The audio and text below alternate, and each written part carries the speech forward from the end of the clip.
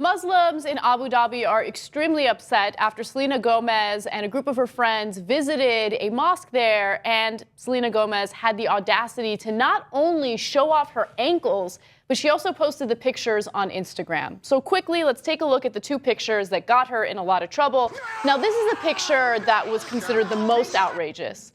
And Selena Gomez actually ended up deleting it off Instagram. Now, when you're in a mosque, you are not supposed to show your ankles, and you're also not supposed to laugh or giggle or have a good time or show any type of amusement. How dare she? And here's the second one. I do find it a little strange that she is going out of her way to show her ankle in both pictures, right? Yeah. Maybe she's trying to show off the shoes. Maybe she's really proud of her ankles. You know, they are shapely. I don't know. Are they? Is there like different levels of ankles? Yeah, absolutely. Oh, there are okay. cankles. There Okay. are nice ankles. She's got nice ankles. Good All for you, right. girl. Well, apparently the Muslims noticed because they went ballistic They over it. did. According to one individual who was very upset about this, he referred to this as, quote, disrespectful. And also, when you go to a mosque, it forbids you from displaying interpersonal affection, exposing skin, and openly laughing. Oh boy. Okay, now that is apparently from the mosque rules itself. The mosque was the Sheikh Zayed Grand Mosque in Abu Dhabi. Okay, so now let us judge. All right, first of all, guilty. I think she was showing her ankles. Okay. I don't. Selena Gomez seems like a nice girl. Like, I don't know why she'd go out of her way, because intentions do matter, right? Like, if it happened unintentionally and they were giving her a hard time about it, then I'd be like, okay, just let her go. But it does seem that she's doing this intentionally, and I don't understand why she would do that. Perhaps because she's in the business of getting attention. That's how she gets paid, and that could be part of it, okay? Or perhaps she's a young girl, which is exactly where she is at this point. I don't know, has she made it to 18 yet? No, she has. She's a woman. Okay, all right, whatever. She's like 13 years old, barely. Okay, anyway, so she's like being playful, like, hey, I know I'm supposed to wear this long robe. Ankle, woo-hoo. Okay, now, who's actually guilty? Dude, if you're on the side against ankles, you might want to check yourself. Now, if God didn't want us to see ankles, why did he make them in the first place? I mean, what an absurd thing to think that God does not want us to see certain body parts, let alone innocuous body parts. This story actually makes me want to give religious leaders some credit, right? Because really?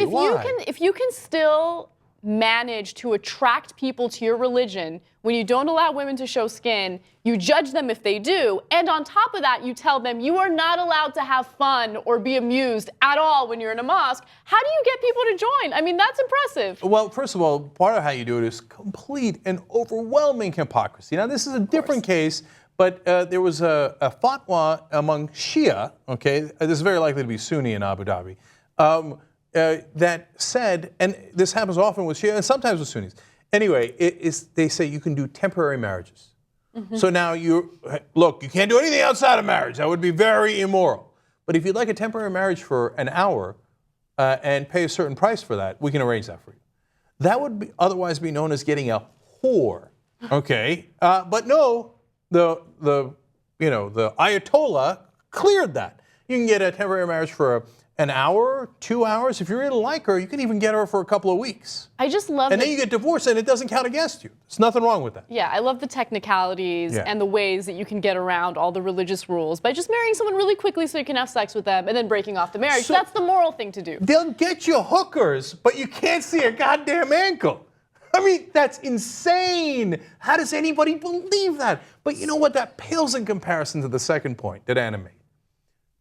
You're on the side against laughing, against smiling.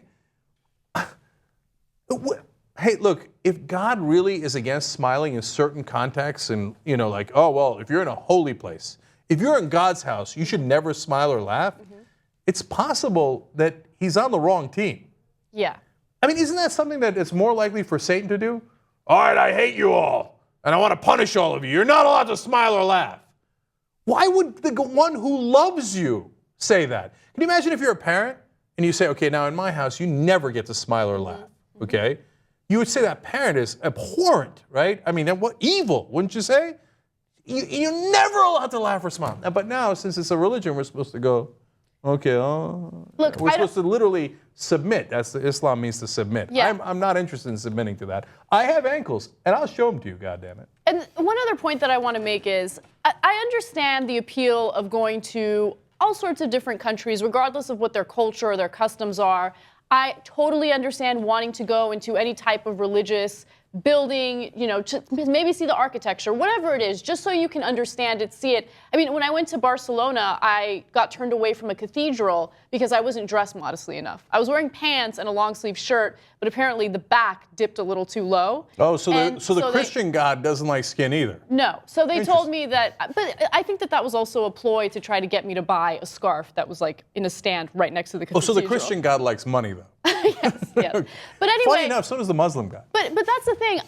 I'm not religious at all, and I wanted to go into that building just to admire the architecture, right? I was like, oh, Gaudi is the architect behind this, and I love Gaudi. That was the only thing. But if I'm going to be judged by the way that I'm dressed when it goes into, and I was dressed modestly, okay? I'm not dressed like a hooker trying to go into a cathedral.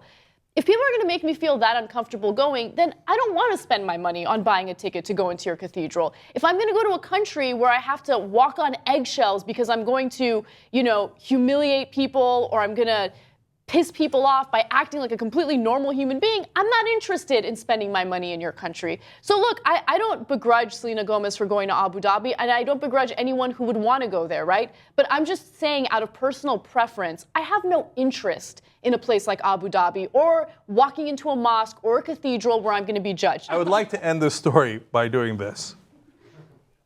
Can you see it? I think men's ankles are okay. If I were to do it. I can't even fucking show it to you.